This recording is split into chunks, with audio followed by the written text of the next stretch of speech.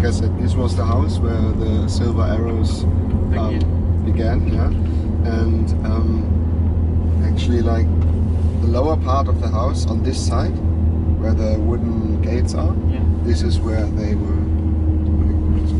scratched the paint off and everything. And who's owning this garage now? It's a little hotel, and it's part of that hotel as far as I know. And it doesn't belong to Mercedes? No. Why? I don't know. I mean, the track itself was for sale like a couple of years ago, like 5-6 years ago, and everyone could have bought it. It was for sale for 100 million, round about 100 million euros. It's not official, but that's what the rumors are. That was about 100 million euros, which is obviously a lot of money, but for a company like Mercedes or Porsche or any other car manufacturer, basically, that's like a small invest. Yeah. They could have easily bought the track, but no one did. I don't know why. I'm still asking myself that. Probably because they don't want to have to employ people and so on, because they are making money anyways. So this track was bought by some Russian businessman, yeah? Yeah, it was bought by his holding. So, but the main shareholder of that holding is a Russian investor. And as far as I know, his main business is pharmacy, and yeah, that's. And something changed after this track was bought? No, fortunately not.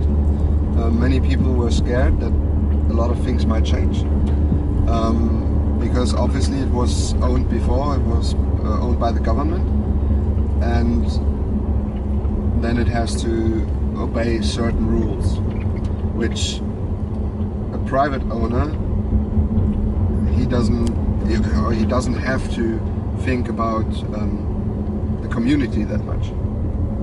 If a private owner says, okay, I want to rent this track, turn right. If a private owner says, I only want to rent the track out to industry pools, so to the manufacturers, and I don't want to have Touristenfahrten anymore, to the left lane, and I don't want to have Touristenfahrten anymore, so private people can't drive anymore on the track, he can do that, if he wants to. And that's what many people were scared of, because if he had done that, there would be no tourists. All the hotels, they would have had no income. All the rental companies would have had no income. There would be no ring taxi anymore. And that's what the people were scared of at that time. And there were protests and everything. Like, a lot of stuff got going.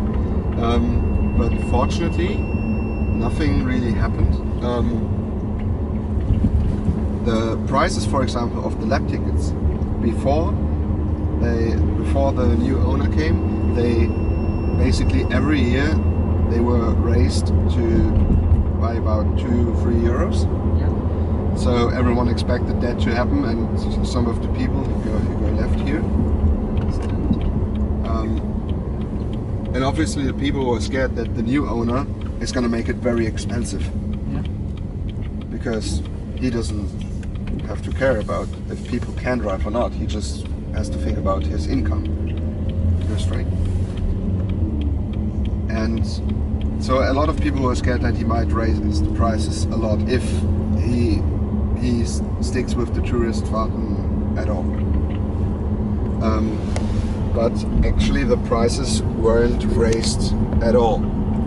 That's good.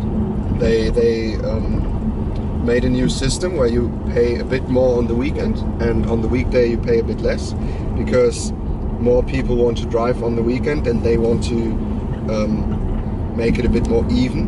Yeah, I understand that because you need people drive on exactly, the because you need the same amount or almost the same amount of employees to operate the track on a weekday, when it's only like 10% of the cars that are driving on a Sunday.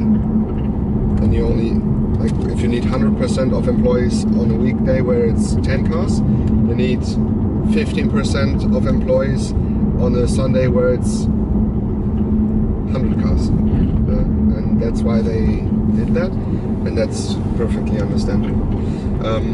We are going now to a place called Welcherad, and all these signs you see over here, for example, these are the parking areas, because everywhere in this area you have like large places or fields, because we have very big events happening here. For example, Rock am Ring is a very big music festival with 80, sometimes over 80,000 visitors, and I think it's 25 or 30 years old by now. There were bands like Metallica who have played their System of a Down, basically all the big rock bands, Limp Bizkit, Iron Maiden, like everyone. Any popular rock band or metal band that you can think of has probably been there at some point. Also, we have the 24-hour race, of course, which is one of the other 24 hours of Nurburg. Exactly. Like 24 hours Le Mans. That's the same or not? Yeah, I think in terms of international reputation, or the fastest class at the 24 hours of Nürburgring are GT3 cars, which are obviously slower than an LMP1 car, but that's only because the track is basically undrivable with an LMP1 car. Why if it's a race, because it has so many bumps and such little runoff. Basically, that's the whole thing about the Nordschleife. If you make a mistake, you're almost immediately into the barrier, and with the speeds these cars can achieve, that can be really dangerous. Yeah, so that's why LMP1 cars don't drive, and Formula 1 also doesn't drive anymore since the 70s. Yeah, follow this way. You see this grey building over there? Yeah. This is the Porsche Development Center for the Nürburgring. This is where Porsche has all its prototypes in. We can't look inside there, but you can see there are two Panameras, and there are a couple of cars parked there, and we're just gonna go past, because if we stop here they will come out and tell us to go somewhere else. But this is where they develop all their cars.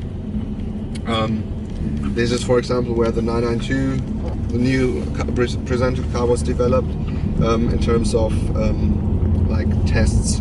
So they have the cars there, they drive them on the track, they see, the brake isn't working so good after 2 laps because it gets too hot, so they send it back to Stuttgart, where the main factory is, and tell them, hey, we need bigger brakes, or we need more air to the brake, or something like that. And they test everything, see what they can find to improve the car, to make it more reliable, and also they do damper setups. Like, for example, a GT2 RS drives different than a normal 911, and somewhere this has to be developed. They can simulate a lot of these things in-house at the main factory, but you can't produce a car without testing it properly on the track. And the Nordschleife is like the main test area for the manufacturers, because it combines so many different ways a street can be. This way we go back, so we can take another look at Porsche, and then we will go to Moispark, the industry park, where there are many other manufacturers. So Porsche is a bit on its own here, because I don't know if they were too late when the industry park was built, or if they had other reasons to get here, because it's a bit further away than the other manufacturers are. But also there's not like many other companies around who could take a look into your developments. It's 70 kilometers here, so you can go a bit faster. And if you look closely at the sky there, over the trees, you see this metal structure. That is the roller coaster at the Ring Boulevard. They built it like 10 years ago, because they thought there were more visitors than in the winter coming to the track. And there are more visitors under the... No, it was basically a financial disaster. That's why the track had to be sold to a private investor, because it basically didn't make money at all. It wasted money, it wasted tax money, and that's why the government got rid of it. I understand. Yeah, so again, here you see some company cars. Those are probably like cars of people who work at Porsche. Yeah, just go straight. And this is the big hall where they do mechanical work, probably on their development cars. And for a manufacturer, it's important to be at the Nurburgring because it's also representative to customers. If you can say, hey, we tested our sports car on the Nurburgring, it makes better sales for cars. It makes better sales, and especially, go left here, especially if you can say it's the fastest car in its class. Yeah, or the fastest on the Nurburgring. Yeah, for example, Renault, back in the time when they released the Megane 3 RS, they were the fastest hot hatch on the market, on the Nordschleife, and that really pushed their sales and made the Megane 3 RS really successful. And do you think that it's a very big difference between the rear-wheel drive and front-wheel drive cars?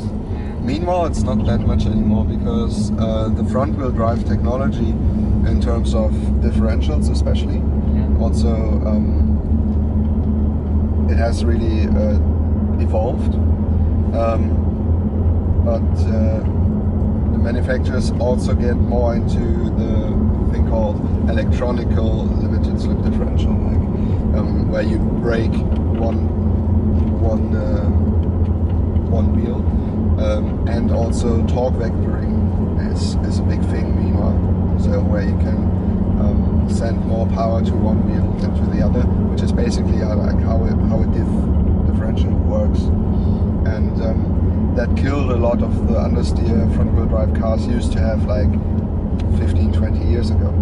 So and a big step was, in my opinion, the Megane 3 RS, because that was one of the first hot hatches who could really keep up with similar powered rear-wheel drive cars.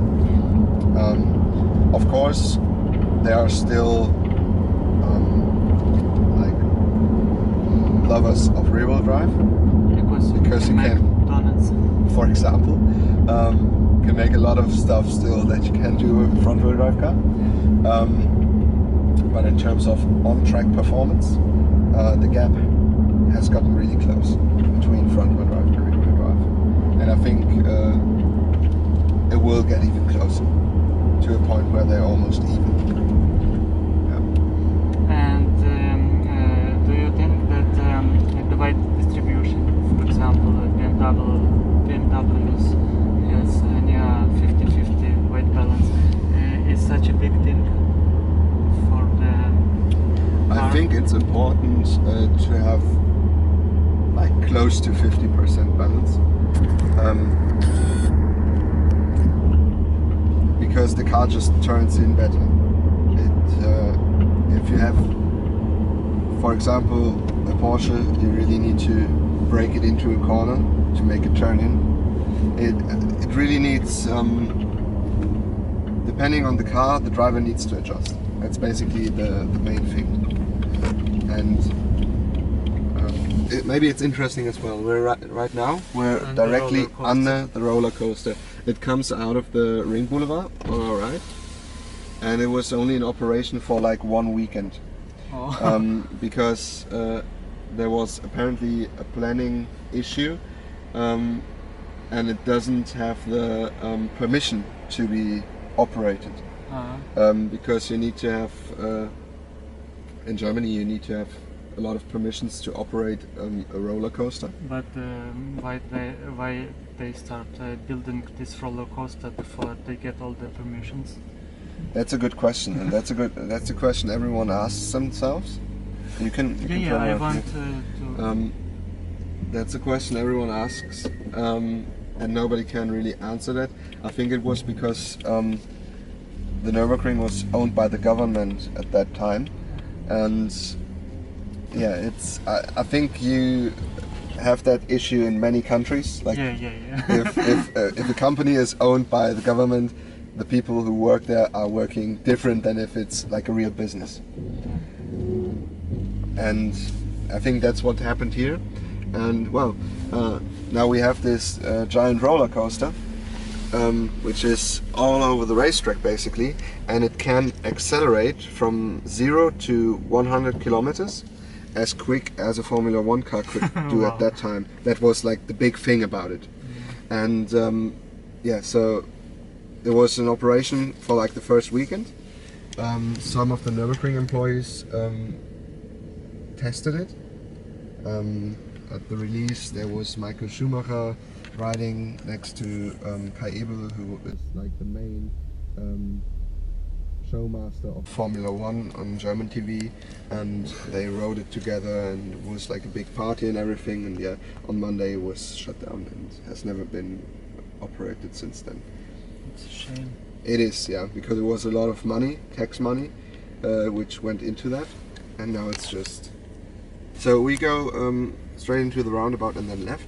Okay. And like I said, then we're going to go to Moispart, and I'm going to show you many other manufacturers, not only of cars, but also of car parts, who are located there. So this is the Nürburgring headquarters here. You see this building behind the glass part. This is where the offices of the Nürburgring are, and these are employees having a cigarette break.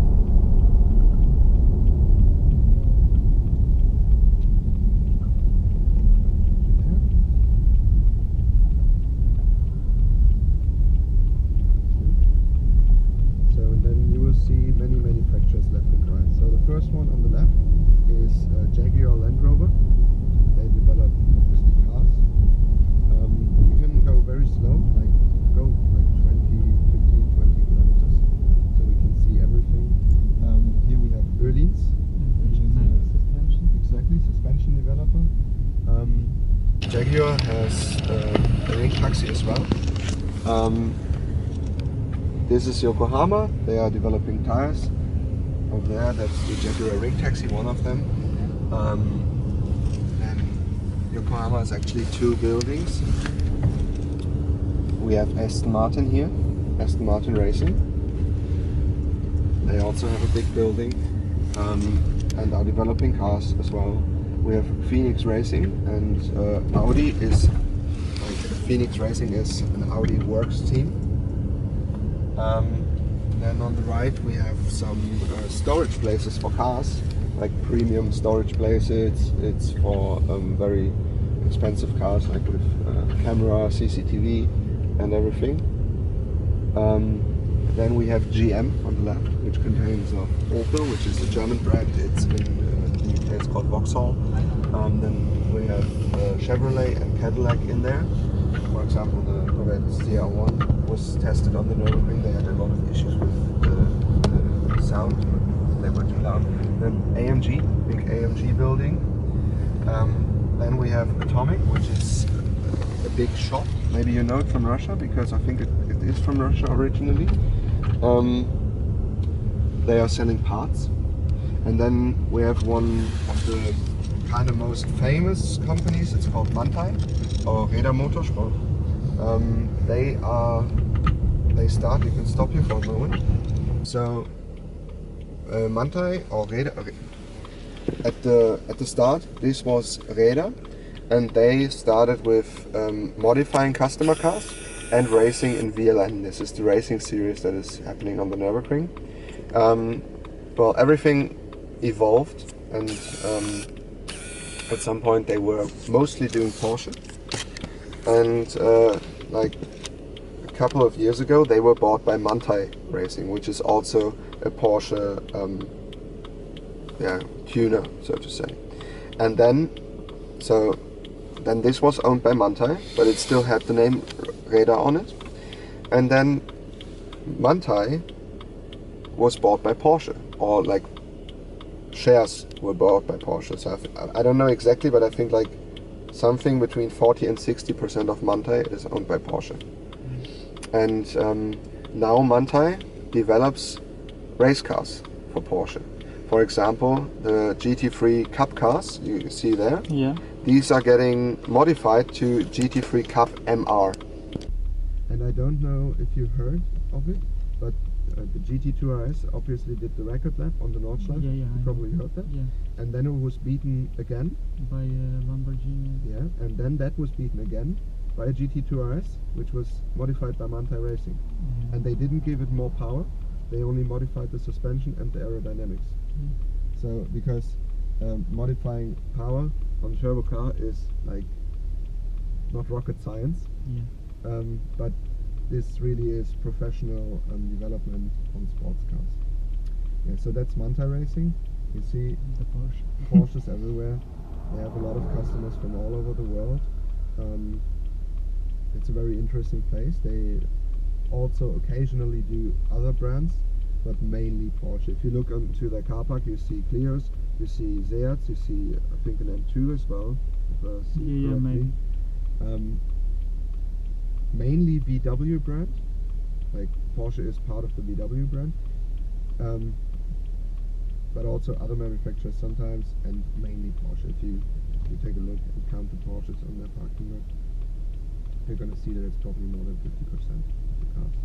Yeah. And they also developed the complete Cayman GT4 car for Porsche, and they have special permission to drive race cars on public streets from here to the racetrack, so they don't have to tow them, and they have to drive a car with flashing light in front of it and one behind it, and have special insurance, and then they are allowed to drive.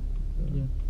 And one more thing that I wanted to ask you, when Porsche make a Nürburgring record, so they book a day on the Nürburgring and make a record, and when the drivers are training, they training with the other guys. The drivers are training in VLN. This is the racing series. Sometimes they can also train in industry pool, which is you have like special sessions. Mostly in the summer, like in the season, you have these sessions on a weekday from like 8 o'clock to 4 o'clock in the afternoon, and then all the manufacturers can send their cars and their drivers. They obviously have to pay for that, and it's more expensive than a normal track day. And they need to have a special license as well and everything, and a driver's test and so on. So it's not easy to get in there, but manufacturers send their drivers there, and then they can either practice, usually not with race cars, or they can test parts of a car, or maybe a new prototype is tested there. So for example, this year we had the AMG GTR Pro, who nobody knew like what it was going to be called, but everyone knew that it was like a level 2 AMG GTR, for example. We had the GT2 RS testing at the beginning of the year still.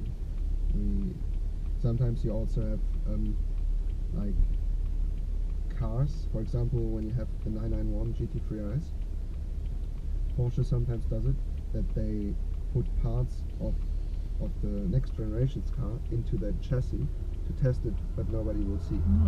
So the drivetrain maybe from the 992, they put it into the 991 to test it, and nobody will notice because you can't see anything. Yeah, that's what they sometimes do. Yeah. And if you want to, we can go on and turn right. Okay. Yeah.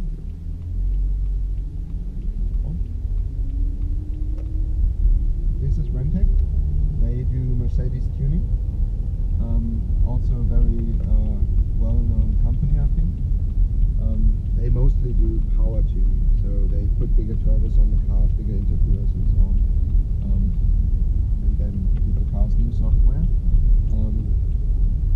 that's what they usually do, but they also develop like aero parts and stuff like that. This is Tire Trade Center. This is the place to go when you have a track day and you are in need of tires because you run yours down. This is Net. This is a company who are basically developing. Turn right? Yeah, turn right, and then you can turn around at the end of the street.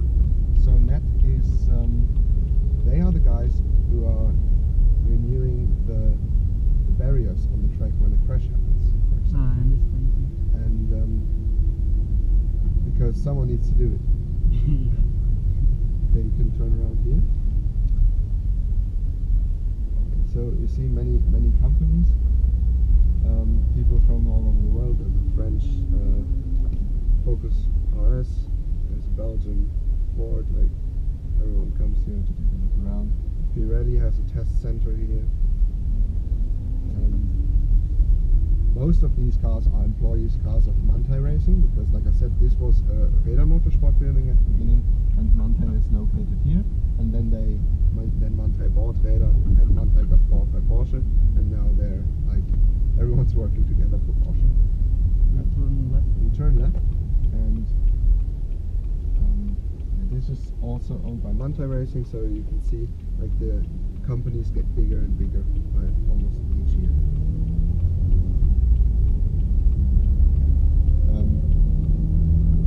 This is, as far as I know, the Audi test center, but they are really like keeping a secret. Why? You see Audis going in and out every now and then, but nobody really knows what's going on in there.